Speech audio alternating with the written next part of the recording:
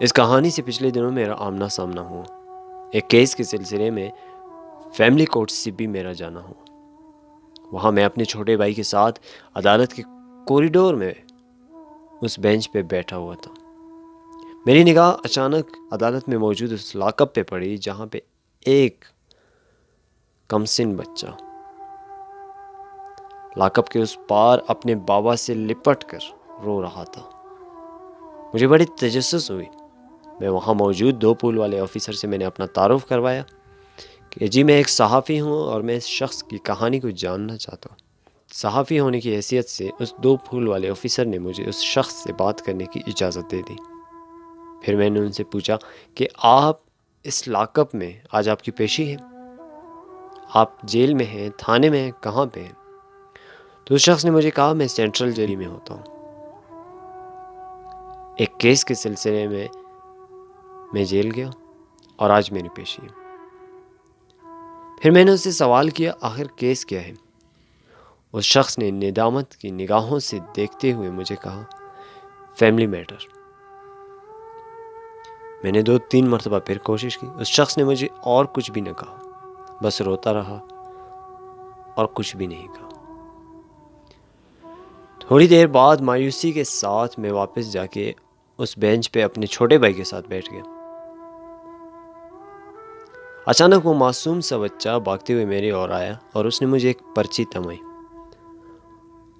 بڑی حیرت سے میں نے جب وہ پرچی کھول کے دیکھی تو اس پرچی کے اندر لکھا ہوا تھا خدا بخش قیدی۔ مجھے بڑی حیرت ہوئی۔ اس بچے کے ساتھ آیا ہوا وہ شخص، وہ نوجوان، اس جوان نے مجھے بتایا میں اس بچے کا ماموں ہوں اور وہ جو لاک اپ میں موجود ہے وہ میرا بہنوئی اور میری بہن کا ملزم ہے۔ مجھے بڑی حیرت ہوئی۔ میں نے کہا کیا کہہ رہے ہو آپ کی بہن کا ملزم؟ کہتا ہے جی ہاں۔ دوسری جانب اگر آپ نگاہیں دوڑائیں تو کوریڈور میں بینچ پہ موجود وہ آفیسر آپ کو نظر آ رہا ہے پولیس یونیفارم میں، وہ بھی میری بہن کا ملزم ہے، کیونکہ آج عدالت میں پیشی ہے تو دونوں کی حاضری موجود ہے آپ کے سامنے۔ میں نے کہا آخر مواجرہ کیا ہے؟ پہلے کیوں بجا رہے ہو بھائی، مجھے کلیئر بتاؤ ہوا کیا ہے؟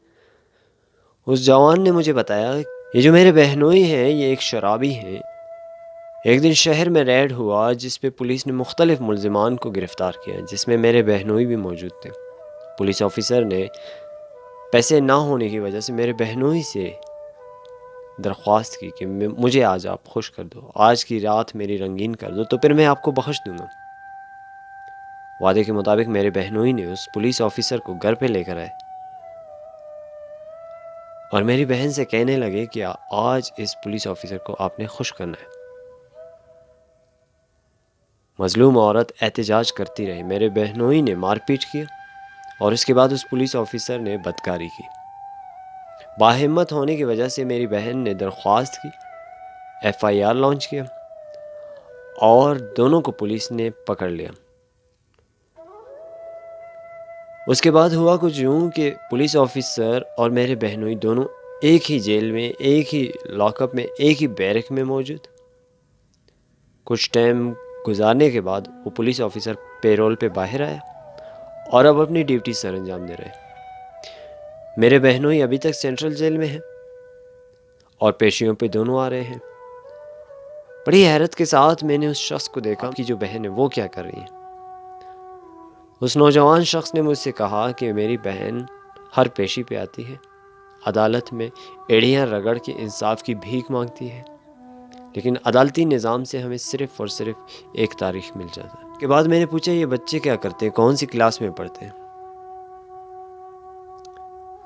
تو اس شخص نے مجھے کہا کہ یہ بچے پڑھتے نہیں، شہر میں بھیک مانگتے ہیں، یہ اور اس کی بہن شہر میں بھیک مانگتے ہیں۔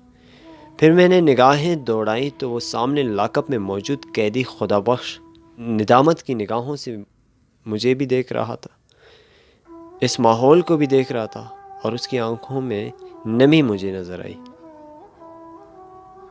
میں نے کہا عدالتی نظام سے ہم کیا گلہ کریں؟